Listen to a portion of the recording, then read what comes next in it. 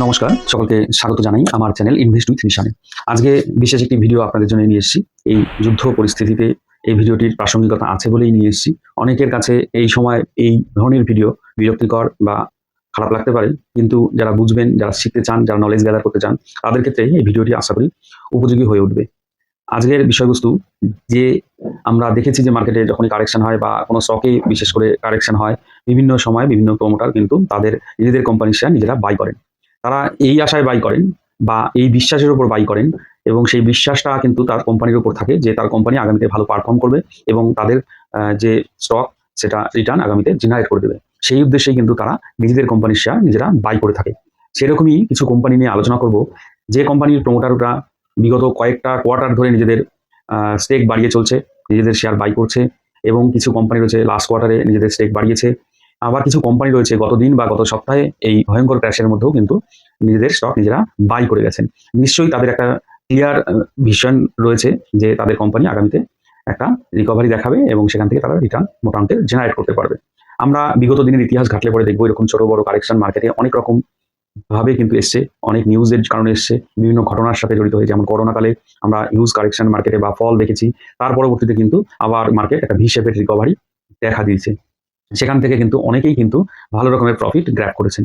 সেরকমই কিছু প্রমোটার এবং বড় বড় ইনভেস্টার রয়েছেন এবং অভিজ্ঞ ইনভেস্টার রয়েছেন, যারা এই কারেকশনগুলোকে অপরচুনিটি হিসাবে দেখেন এবং কিছু স্টক একদম এমন ভ্যালুতে চলে যায় যে সেই স্টকগুলোতে বাই করলে পরে তার কিন্তু একটা এক্সপেনশনের পরবর্তী যে স্কোপ থাকে এবং ইপিএস বৃদ্ধির সাথে সাথে তাদের প্রফিটও কিন্তু তারা বৃদ্ধি করতে পারে। সেখান থেকে একটা ভালো রকমের মুনাফা নিয়ে মার্কেটে কিন্তু বসে থাকে, অথবা আবার যখন তারা বুঝতে পারে যে মার্কেটে একটা আগামী দিনে কারেকশন আসতে পারে বা কোনো রকমের সিগন্যাল তারা পেয়ে যায়, তখন সেখান থেকে কিন্তু এক্সিট করে যায়। সেরকম ভাবে আমরা যারা ছোট মাঝারি মাপের ইনভেস্টার রয়েছি, তারা যদি ভাবতে শুরু করি এবং যারা 2022-এর পরে মার্কেটে এসছি, তারা কিন্তু অনেক রকমভাবে এই যে কারেকশন 2024-এর সেপ্টেম্বর থেকে মার্কেটে শুরু হয়েছে, তারপরে যুদ্ধকালীন যে ক্র্যাশ বা কারেকশন যেটাই বলুন, সেটাতে কিন্তু আমরা মেন্টালি সাইকোলজিক্যালি অনেকেই ডিস্টার্ব রয়েছি, বিশেষ করে নিউ ইনভেস্টাররা। অথচ দেখবেন যারা পুরনো ইনভেস্টার, যারা নলেজড এবং যারা মার্কেটটাকে ভালো বোঝেন, স্টকের চাল বোঝেন, তারা কিন্তু এই কারেকশনের মধ্যেও অপরচুনিটি খুঁজে বেড়াচ্ছেন।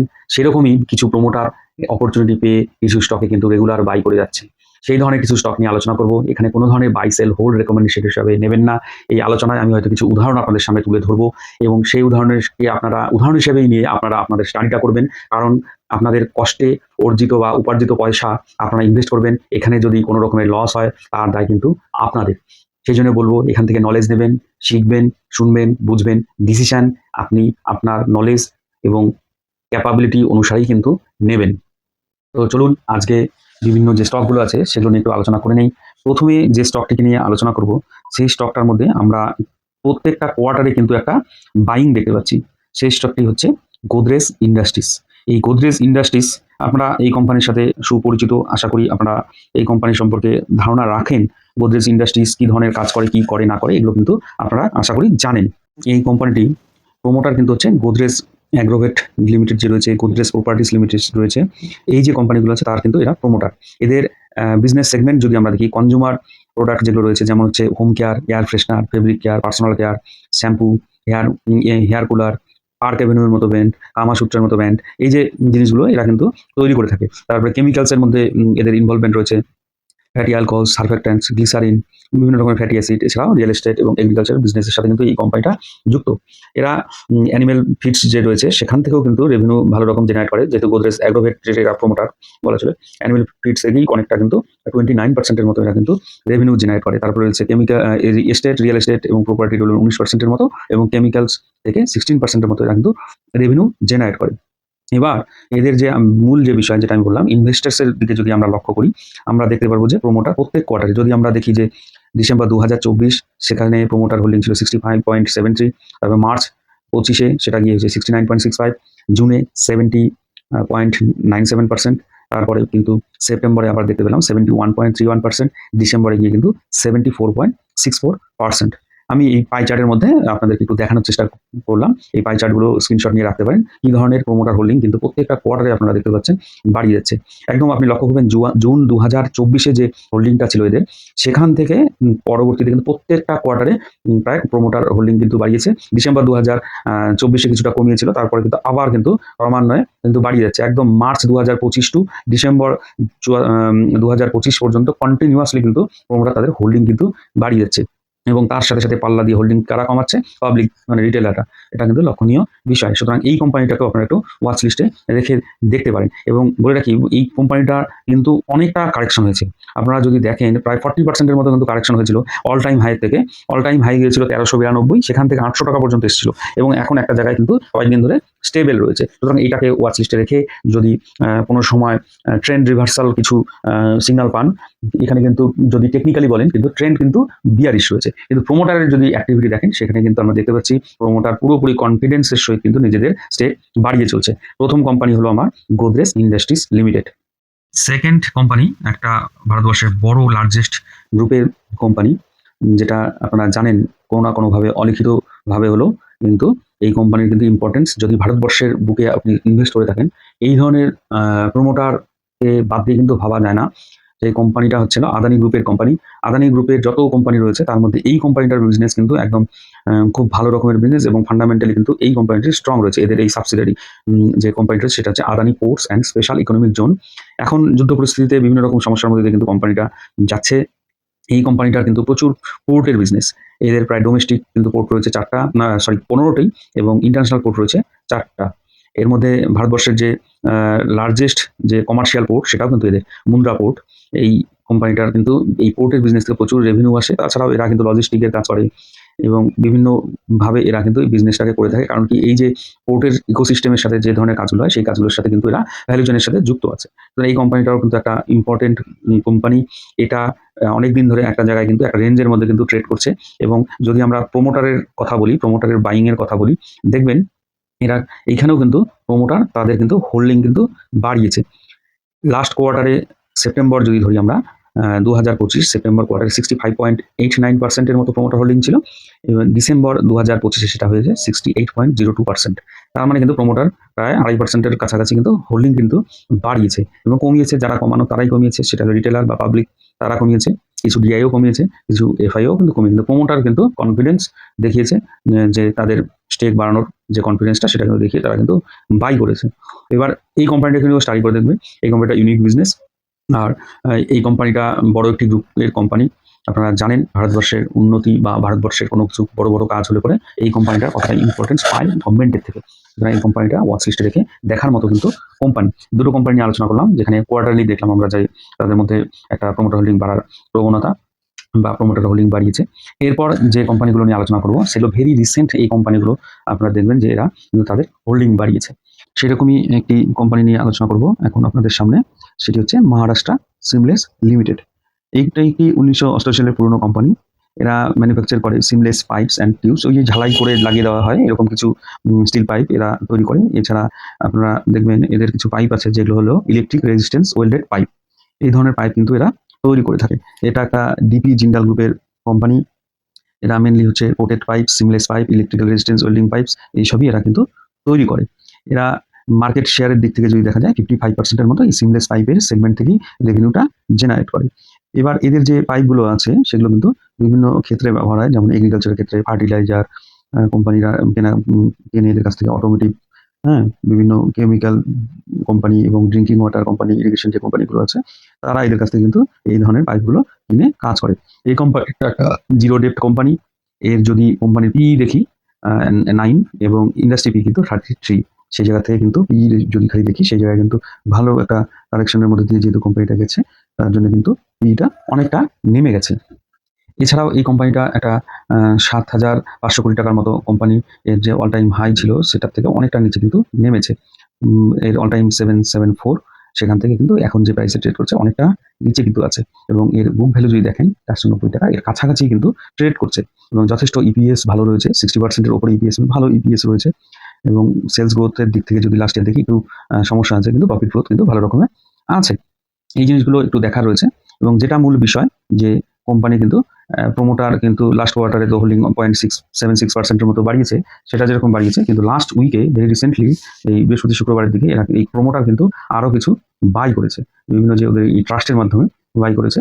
এই একটা বাইংয়ে দেখা যাচ্ছে যে 4 লক্ষের মতো 4 লক্ষের উপরে 4,09,080 মতো স্টক কিন্তু এরা বাই করেছে, যেটা প্রায় 22 কোটি টাকার মতো ভ্যালু। এরপরে আবার একদিন কিন্তু 10,000 শেয়ার বাই করেছে, সেটাও প্রায় 54 লক্ষ টাকার উপরে বাই তারা কিন্তু দেখিয়েছে। সুতরাং এখানে কিন্তু প্রমোটার তাদের কোম্পানির উপর একটা আস্থা দেখাচ্ছে। এই কোম্পানিটাকে নিয়েও কিন্তু স্টাডি করে দেখতে পারেন। এই কোম্পানিটার টেকনিক্যালি যদি দেখেন, টেকনিক্যালি দেখলে পরে দেখা যাবে যে একটা কারেকশনের উপর তারপরে কিন্তু একটু রিকভার করার চেষ্টা করছে। সেই জায়গায় দাঁড়িয়ে এই কোম্পানিটাকে নিয়ে আপনারা একটু যদি নিজেদের মতো করে স্টাডি করেন, তাহলে দেখতে পারবেন যে লাস্ট 3 মাসের যদি চার্ট দেখেন, সেখানেও দেখবেন যে একটা কারেকশন করে কোম্পানিটা কিন্তু যে বটম করেছিল সেখান থেকে কিন্তু একটা ট্রেন্ড রিভার্সালের সিগন্যাল কিন্তু দেখা যাচ্ছে। সুতরাং এই কোম্পানিটাকে নিয়েও একটু স্টাডি করে দেখুন, ওয়াচ লিস্টে রাখুন। এরপর যে কোম্পানিটাকে নিয়ে আলোচনা করব, চতুর্থ যে কোম্পানি, সেটা হচ্ছে IOL chemical and pharmaceutical limited. এই যে কোম্পানিটা আছে, এটা হচ্ছে বিভিন্ন যে অ্যাক্টিভ ইনগ্রেডিয়েন্টগুলো হয় ফার্মা সেক্টরে, সেই ধরনের প্রোডাক্ট তৈরি করে। বিশেষ করে আইবুপ্রোফেন যে জিনিসটি আছে, যেটা পেইন কিলার, তার যে কম্পোজিশন বা যে ইনগ্রেডিয়েন্টটা সেটাও তৈরি করে। তারপরে বিভিন্ন ধরনের কেমিক্যালও এরা কিন্তু তৈরি করে থাকে। এই আইসোবিউটাইল বেঞ্জামিন এই প্রোডাক্টটাও তৈরি করে, butyl benzene, isobutyl benzene, IBB যেটা, সেটাও তৈরি করে এরা। যদি আমরা দেখি যে ফার্মা বিজনেসের ক্ষেত্রে এরা মেনলি হলো 62% মতো আইবু প্রোফিন তৈরি করে, তাছাড়াও আরও কিছু কিছু ফার্মা ইনগ্রিডিয়েন্টস API তৈরি করে থাকে। এবার কেমিক্যাল সেক্টর যদি দেখি, কেমিক্যাল যে ক্ষেত্রটা আছে সেখানে তারা যে প্রোডাক্টগুলো তৈরি করে তাদের কাস্টমার হচ্ছিল বিভিন্ন যে ফার্মা কোম্পানি আছে, এবং তার সাথে সাথে ফ্লেক্সিবল প্যাকেটের যে কোম্পানিগুলো রয়েছে প্যাকেজিংয়ে, এবং ফুড প্রসেসিং, পেইন্টস এবং ইঙ্ক যারা তৈরি করে, এই ধরনের কোম্পানি, ইভেন টেক্সটাইলস, পেস্টিসাইডস, বিভিন্ন যে কোম্পানিগুলো আছে সেখানে এরা কিন্তু এদের প্রোডাক্ট সাপ্লাই দিয়ে থাকে। এবার এই কোম্পানিটার যদি আমরা প্রোমোটারের শেয়ার হোল্ডিং বা শেয়ার বাইয়ের যে টেন্ডেন্সিটা সেটা যদি দেখি, তাহলে আমরা দেখতে পারবো যে লাস্ট যে সপ্তাহ গেল আমাদের ট্রেডিং সপ্তাহ, সেখানে দেখা গেছে যে এরা 3বার কিন্তু এদের স্টক কিন্তু বাই করেছে। যেমন একবার বাই করেছে 4,04,305টি স্টক, মোটামুটি 3 কোটি টাকার মতো বাই। তারপরে বাই করেছে 7,54,197টি স্টক, যেটার টাকার পরিমাণ হচ্ছে, মানে ভ্যালুর দিক থেকে যদি দেখি আমরা 5.54 crore মতো। এরপরে কিন্তু আরও বাই করেছে 13,54,123টি স্টক, যার প্রায় ভ্যালু ছিল 9.29 কোটি টাকার মতো। বুঝতে পারছেন যে এরা কিন্তু রিপিটেডলি বাই করছে।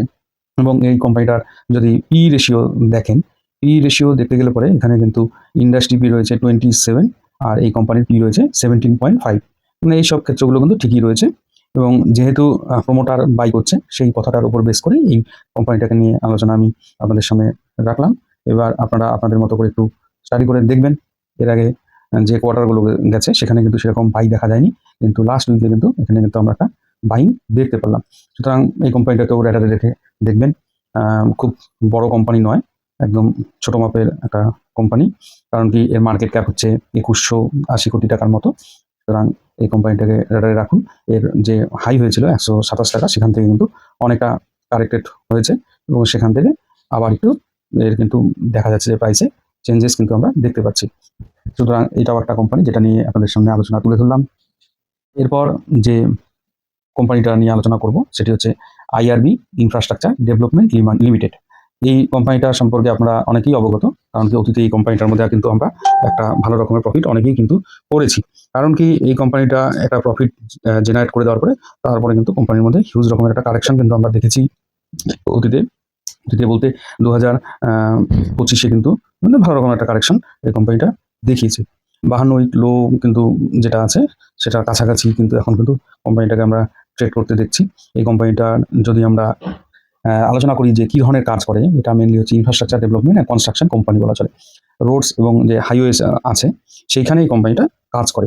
এই রোডস এবং হাইওয়ে যে এরা কনস্ট্রাকশন করে, শুধু এটা না, তার সাথে এরা কিন্তু মেনটেন্যান্সের যে কাজগুলো আছে সেগুলো করে। এবং রোডস এবং কনস্ট্রাকশন যে বিভিন্ন রকমের বিল্ডিং, এরা কিন্তু রিয়েল এস্টেটেরও কাজ করে। তারপরে এরা রিয়েল এস্টেটের পাশাপাশি এয়ারপোর্ট ডেভেলপমেন্টের কাজগুলো করে। এই কাজগুলো যখন করে তারপরে কিন্তু এরা আবার তার যে রিপেয়ারিং, মেনটেনেন্স, এই কাজগুলো কিন্তু এই কোম্পানিটা করে থাকে। সুতরাং এই কোম্পানিটারও একটা ইম্পর্টেন্স রয়েছে ভারতবর্ষের ইনফ্রাস্ট্রাকচার ডেভেলপমেন্টের ক্ষেত্রে। এবং অন্যান্য যে কোম্পানিগুলো ভারতবর্ষের ইনফ্রাস্ট্রাকচার কোম্পানিগুলো আছে, তার তুলনায় এটা অনেকটা ছোট কোম্পানি হলেও কিন্তু এর কিন্তু যে গ্রোথ প্রসপেক্ট এবং এর যা অর্ডার রয়েছে, অর্ডার বুক রয়েছে, সেগুলো দেখলে বোঝা যায় যে কোম্পানি আগামীতে একটা ভালো রিটার্ন জেনারেট করে দিতে পারে। কিন্তু এই কোম্পানিটার কিন্তু ডেপ্ট প্রচুর আছে, কারণ কি এই কোম্পানিটার যেহেতু কনস্ট্রাকশনের কাজ করে, কনস্ট্রাকশনের কোম্পানিগুলো কি করে বিভিন্ন জায়গা থেকে ফান্ডিং নিয়ে ফান্ড নিয়ে তারপরে কিন্তু তারা কাজ করে থাকে। সেই জায়গাতে এই কোম্পানিগুলোতে সাধারণভাবে আমরা কিন্তু ডেপ্ট একটু হলেও দেখতে পাই। তবে যেহেতু প্রমোটার বাই করেছে, সেই জন্যই আমার আজকের এই ওয়াচ লিস্টে এই কোম্পানিটাকে স্থান দিয়েছি। সেটা হচ্ছে আমরা দেখতে পেয়েছি যে গত ট্রেডিং সেশনেও প্রায় 24 লক্ষ শেয়ার কিন্তু মানে 10 কোটি টাকার মতো বাইং হয়েছে। এর আগে 33 লক্ষ শেয়ার বাই হয়েছে, তার আগের দিন 13.74, মানে এগুলো কিন্তু গত উইকের দ্বারা আমি বলছি। সেই জায়গা থেকে দেখা যাচ্ছে প্রমোটার এখানে কিন্তু হোল্ডিং কিন্তু বাড়াচ্ছে। এই ছিল আমার ফিফথ কোম্পানি। এছাড়াও অনেক কোম্পানি আছে যাদের মধ্যে আমরা প্রমোটার বাইং দেখতে পাচ্ছি, যেমন জুবিল্যান্ট ইনগ্রেভিয়া, এটাও একটা কেমিক্যাল কোম্পানি। এটাকেও যদি আপনারা লক্ষ্য করেন দেখবেন পরপর দুদিন কিন্তু গত সপ্তাহে এর মধ্যে কিন্তু প্রমোটার বাইং হয়েছে প্রায় 1 লক্ষ শেয়ার। দুদিনে 50,000 কোয়ান্টিটির শেয়ার কিন্তু প্রমোটার বাই করেছে। যেটা বাইং ভ্যালু একটা ছিল 2.89 ক্রোড়ের মতো, একটা ছিল 2.85 ক্রোড়ের মতো। এই বিভিন্ন কোম্পানি, যেমন কিছুদিন আগে বা গত সপ্তাহেও আমরা দেখলাম গুজরাট অ্যালকালিস, এর মধ্যেও একটা বাইং কিন্তু দেখেছি। এরা প্রমোটার 2,70,500টির মতো শেয়ার বাই করেছে, যেটা ভ্যালু প্রায় 13 কোটির কাছাকাছি, 12.88 ক্রোড়ের মতো বাই করেছে, যার জন্য কোম্পানিটার কিন্তু স্টকের মধ্যে একটা মুভমেন্ট দিয়েছে। প্যারেন্ট কোম্পানি কিন্তু রয়েছে কিন্তু গুজরাট নর্মদা ভ্যালি যে কোম্পানিটি রয়েছে, আপনারা কিন্তু জানেন সেই কোম্পানিটা এটার একটা সাবসিডিয়ারি কোম্পানির মতো। সেই জায়গায় দাঁড়িয়ে এই কোম্পানিটা যেহেতু প্রমোটার নিজেদের হোল্ডিং বাড়াচ্ছে, সেটা কিন্তু একটু দেখার বিষয়। এই ধরনের আরও অনেক কোম্পানি আছে, আপনারা একটু ঘাটলে পড়ে বা স্পিনারে গিয়ে যদি খোঁজেন, spinner.in গিয়ে সার্চ করলেও আপনারা পেয়ে যাবেন। এবার এই ধরনের ভিডিও যদি আপনারা পেতে চান, তাহলে একটু ভিডিওটিতে লাইক করুন, কমেন্ট করুন, শেয়ার করুন, যাতে নিত্য নতুন কনসেপ্টের উপর আপনাদের কাছে আরও ভিডিও আনতে পারি। ভিডিওটি যদি ভালো লাগে, মনে হয় যে আপনার কাছে এটা উপযোগী ভিডিও, তাহলে অবশ্যই একটা লাইক দেবেন। ধন্যবাদ। ভিডিওটি একটু নিজেদের মধ্যে শেয়ার করবেন, যারা নতুন দেখছেন চ্যানেলটা তাদেরকে বলবো চ্যানেলটিকে সাবস্ক্রাইব করবেন। ভালো থাকবেন, আবার ধন্যবাদ।